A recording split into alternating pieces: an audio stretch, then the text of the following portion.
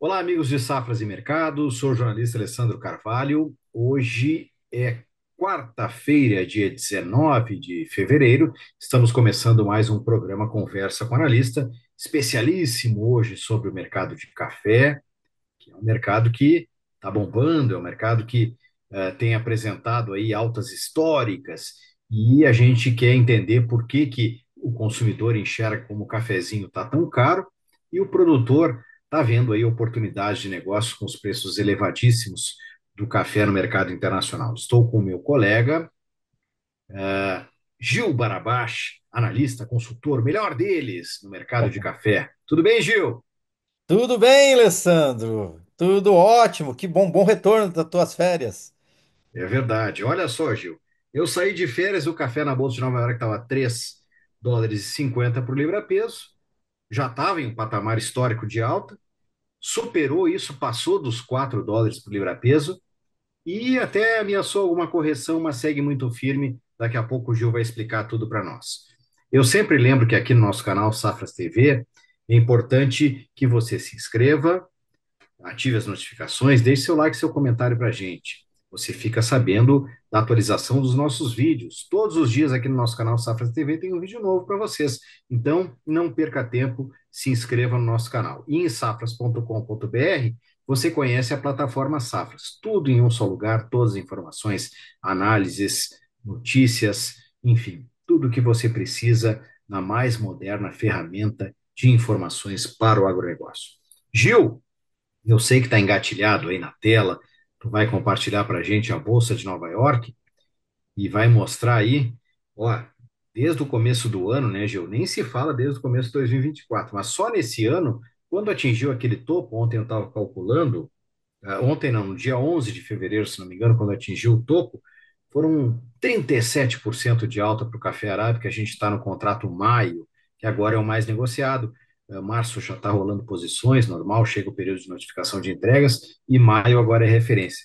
Gil, explica para gente por que que o café está com esse movimento tão positivo aí. Eu não sei, Gil, eu acho que é a commodity que tem mais subido mesmo, né?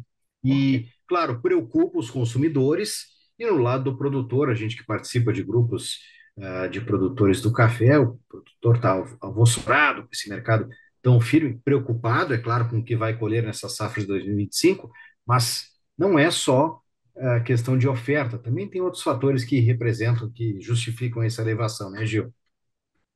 Olha, Alessandro, realmente, o mercado de café tá muito volátil, tá muito firme. Eu acho que essa é a questão, né? Firme. Fundamento, você tem fundamento para essa firmeza, mas também tem outros fatores. Eu acho que esses outros fatores é que ajudam a entender o atual momento. O financeiro, um técnico muito forte, né? E uma presença compradora muito mais forte do que de venda. Então, você vê poucos vendedores no mercado. Seja por conta da leitura fundamental, seja por conta desse mercado testando e ganhando força técnica, né? Técnica financeira.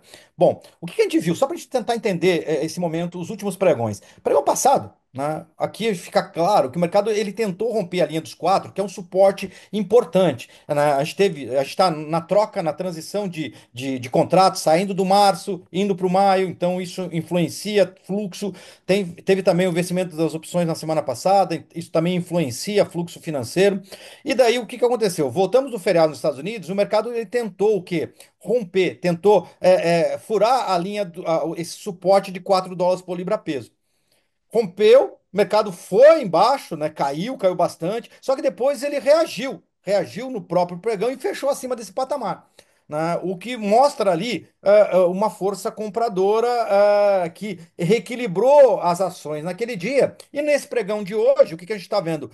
O mercado subir de novo, ele e voltar, se aproximar de novo desse topo, né? Se aproximar dessa linha dos 4,20, que parece ser uma resistência importante do mercado. Então, como dá para ver, eu falei em duas linhas importantes, falei muito em técnico, muito em financeiro e pouco em fundamento. O fundamento é firme, mas o fundamento firme é que ajudou o preço carregar até o final do ano e depois carrega agora nesse começo de 2025. Mas só que é o seguinte, esse fundamento já está precificado. O que a gente está vendo agora muito que está influenciando o preço é a questão financeira e a questão técnica, né? Então, essa sustentação acima dos US$ 4 por libra peso, ele deu suporte para o mercado e buscar buscar de novo o seu topo. Então ele está vivendo dessa forma, essa agitação financeira, mas um sinal muito forte do lado comprador, né? Isso a gente verifica.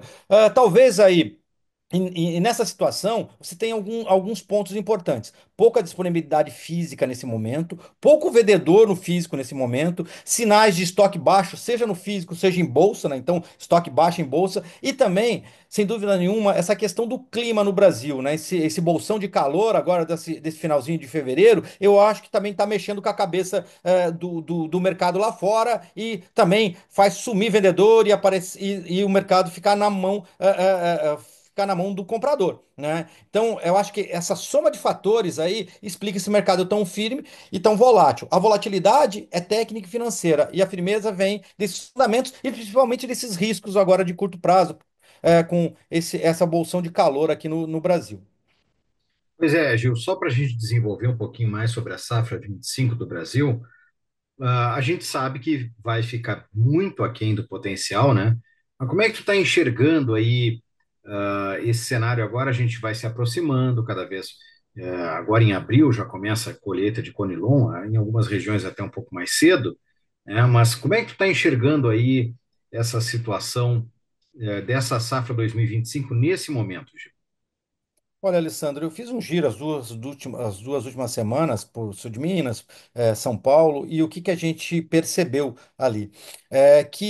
Do final do ano passado para agora, houve uma melhora na perspectiva em relação à safra. Você tinha um pessimismo muito grande em novembro, dezembro, em cima do que o que acabou da florada não ter caído, né? Então o não pegamento da florada, né? Ela não vingou. Isso tudo gerou um ambiente muito pessimista em relação à safra de 2025 do Brasil. Eu estou falando da safra de arábica. O que eu percebi agora nesse fevereiro, nesse início de fevereiro, que mudou um pouco esse sentimento. Hoje você já enxerga o café no pé, então o grão está lá no pé, né? Está no período de granação e você já enxerga ali o café no pé, nas lavouras. E tem mais café do que estava se imaginando. Então isso aí gera um pouco mais de otimismo, né? De uma correção para cima na produção. Além disso, um outro fator é o clima. O clima, até agora, ele tem sido favorável para granação, para formação de grãos, né? E é bom lembrar que o ano passado a nossa produção teve quebra de renda, né? Então, uma granação boa esse ano, você tira esse risco da quebra de renda, né? Então, tem esses dois fatores que melhoram um pouco o sentimento em relação à safra do Brasil. Lógico, como eu falei, essa questão do bolsão do calor, ele gera aí uma incerteza. A princípio, sem muito risco, mas, enfim, é um outro fator de incerteza climático, num cenário de pouco estoque, mexe com os preços e ajuda a manter ele valorizado. Mas o sinal é mais positivo em relação à safra. Não que vai ter mais café do que teve ano passado, mas mais do que se imaginava no final do ano passado. Então, essas rodadas de número de safra elas devem trazer um pouco mais de sentimento para a arábica, uma correção um pouquinho com um viés um pouco mais positivo em relação à produção de arábica. Mas ainda assim, a safra 25 deve continuar menor do que 2024. Isso é um fator de sustentação de longo prazo para os preços. Talvez aí o efeito seria o quê? Com a chegada de café novo, né? Então, com o avanço da safra, pode mexer um pouco mais, porque vai ter um pouco mais de café do que o produtor estava imaginando, né? Então, é essa a leitura que se tem hoje, né? Não é suficiente para você reverter o cenário, mas suavizar aquele cenário de aperto que a gente estava indicando estava sinalizado no final do ano passado. Beleza. Falando nisso, nós temos uma live especial no dia 26 de fevereiro, né? Expectativa para a safra de café 2025, né? E a gente, nessa live, vou estar eu e o Gil, ele vai dar destaques em relação ao que a gente pode projetar para essa próxima safra de café, e estaremos no dia 27 e 28 de março, aí promovendo o curso Gestão Estratégica na Comercialização de Café, né? O pessoal vai colocar aí na tela os destaques disso aí, depois tem na descrição do vídeo também. Gil, o que é o destaque nesse curso, Gil? Olha, Alessandro, é um curso de gestão estratégica na comercialização de café. A gente vai ver desde os fundamentos, O que que você olha para o café? Quem são os produtores, consumidores? O que que influencia fundamentalmente o preço do café, né? Além disso, formação de preço, de onde vem? De fora para dentro, a gente vai falar de bolsa, vai falar de diferencial, vai falar de dólar e essa formação de preço de café no Brasil, tanto para o Arábica como para o Robusta Conilon. E também vai falar de ferramentas de gestão de risco, né? Ferramentas de derivativos. Vamos falar de mercado a termo, vamos falar de trava futura, balcão, as NDFs e também trava em bolsa. E, por fim, as opções, o seguro de preço utilizando as estruturas de opções. Então, isso tudo vai ser abordado nesse curso que é completo, né? Então, por isso é de gestão estratégica, voltada justamente a partir de uma visão fundamental de formação de preço, como é que eu posso utilizar essa leitura dentro de uma estratégia de comercialização. E daí, por isso, essas ferramentas de derivativos que eu citei por último. Maravilha, Gil. Tem na descrição do vídeo depois para você ah, buscar mais informações sobre isso. Gil, vamos falar do mercado interno de café, então. O produtor está vendo esse preço subir, né? Tem o lado do consumidor, que está vendo esses preços avançarem muito, né, nas gôndolas, né? Claro que tem o lado da indústria, dos compradores, que em grande parte dos casos, né, não consegue repassar ao consumidor final toda essa evolução do preço da matéria-prima, mas o consumidor, é claro, que está chiando. A gente vê reportagens sobre isso em todas as grandes mídias do Brasil, em que muitas vezes colocam em dúvida por que que isso está acontecendo. Né? Tem gente falando que é culpa do governo, que é culpa. E a gente sabe que é uma questão muito mais de mercado. Mas dito isso, Gil, como é que está esse mercado físico ao produtor, que está vendo o preço evoluir? É claro que torce para que o preço continue assim até a colheita da safra e que tenha cada produtor uma boa colheita, né? Que não adianta ter preço bom sem oferta para venda, mas o produtor está vendo aí uma evolução constante aí, o preço se aproximando lá dos melhores arábicas, dos R$ 3.000 por saca, hein, Gil? É, é uma situação, na verdade, o que explica essa alta, se a gente pegar o preço do começo de 2024 até agora, você tem uma valorização aí perto de 170% no mercado físico. Pegando o Arábica aí de bebida boa, ele gira em torno de 170% de valorização, que é um salto bastante expressivo nos preços. E a justificativa, né, do mercado firme você tem bolsa valorizada, você tem o dólar mesmo corrigindo ainda alto, porque ele carrega um ganho muito grande do ano passado, mesmo com essa correção agora que a gente está vendo ele perto dos 5,70 aqui, ainda assim você carrega uma valorização de 27% no ano passado, perde 7, 8% agora, ainda assim você tem um saldo positivo. Então você tem esses dois fatores e agora nesse momento o que que você, como é que está funcionando o mercado físico brasileiro? Pouca disponibilidade. O produtor brasileiro já vendeu boa parte da safra. A gente exportou 50 milhões de sacas no ano passado, então esses 50 milhões de sacas enxugou a oferta. Tem muito pouco café na mão do produtor. Nosso último levantamento já apontou aí perto de 90% da safra já vendida pelo produtor brasileiro. Ou seja, tem pouco café na mão do produtor capitalizado que precisa de menos saca de café para se capitalizar. Só para ter uma ideia, começo de 24 era perto de R$ 1.000 a saca, agora está perto de 3.000. Então, antes, se ele precisava de 3 sacas de café para fazer caixa, hoje ele precisa de uma saca de café só. Então, isso também explica essa cadência lenta. Então, você tem pouco café, o produtor precisando vender menos café para fazer caixa. Isso tudo o quê? Tira oferta do mercado, né? E o comprador tem que correr atrás. Né? Então você tem uma agressividade do comprador para fazer posição até a chegada da safra da indústria, para cobertura de posição de embarque de exportador, que mantém esse mercado muito firme e explica essa alta, né? Então toda essa situação externa e esse quadro interno de aperto, né? Então daqui até a chegada da safra a gente não enxerga um ambiente para uma mudança muito significativa desse quadro porque tem pouco café disponível. A chegada da safra pode aliviar essa situação, né? Como normalmente acontece. Mas ainda como é uma safra menor do que do ano passado, principalmente de arábica, você de estoque muito baixo na mão do produtor e ele precisando vender menos café para se capitalizar. Então, essa entrada de safra ainda, mesmo no começo, ainda vai ter uma agressividade ainda grande por parte do comprador. Então, esse é o quadro que explica esses preços tão valorizados que a gente vê no mercado físico brasileiro. Gil, Nos encaminhando para o fim do nosso bate-papo aqui, conversa com o analista, a gente sempre passa aquela dica para o produtor. Eu ia te perguntar até se tu achava que o mercado ia continuar firme até a entrada da safra, mas o Gil, como é muito inteligente, melhor analista de café do Brasil e do mundo, ele já respondeu na pergunta anterior. Então eu já encaminho para o que o produtor pode fazer. Resta pouco para vender da safra passada, né? Eu não sei, Gil, como é que está aí? Eu não vi a evolução das vendas antecipadas, mas levando isso em consideração, como é que o que a gente pode colocar como dica para o produtor e já me diz como é que está essa venda antecipada dessa safra. A gente tem pouco café vendido da safra, 19% só.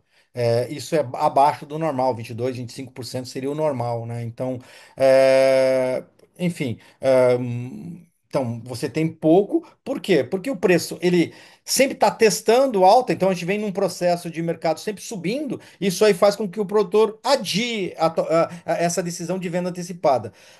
Ele precisa vender menos para se capitalizar, as relações de troca estão muito favoráveis, ele precisa de menos saca de café hoje para comprar os insumos, ele precisa de menos saca de café para fazer a cobertura, ele vai precisar de menos saca de café para o custo da lavoura, então quer dizer, tudo isso também explica esse ritmo, essa cadência mais lenta de venda, né? E como o preço continua muito valorizado, não tem por que ele mudar essa estratégia no curto prazo. Então ele está monitorando o tamanho da safra, monitorando a chegada dessa safra e daí ele está cadenciando essas vendas conforme a necessidade, o fluxo de necessidade dele. Além disso, né, a gente pode esquecer que tem o inverno pela frente. Então, muitos produtores vão apostar nesse inverno, né? Mas o que eu poderia dizer para eles é o seguinte: o momento hoje é um momento favorável, muito favorável para o produtor. Tecnicamente, o mercado está esticado, então ele tem espaço para alguma correção. Quando vai acontecer, ninguém sabe, mas tem espaço para alguma correção.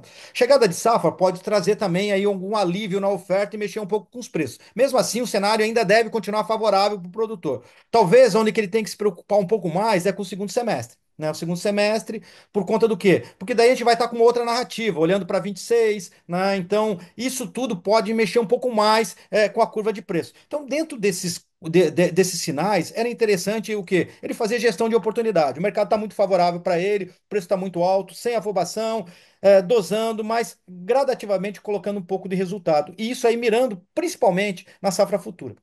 Né? Que pode chegar um pouco mais cedo esse ano. Talvez a colheita antecipe por conta de produtor entrando mais rápido na lavoura e também de alguns estímulos aí para o café chegar um pouquinho mais cedo. Então, seria essa a ideia, né, para o produtor de uma forma geral.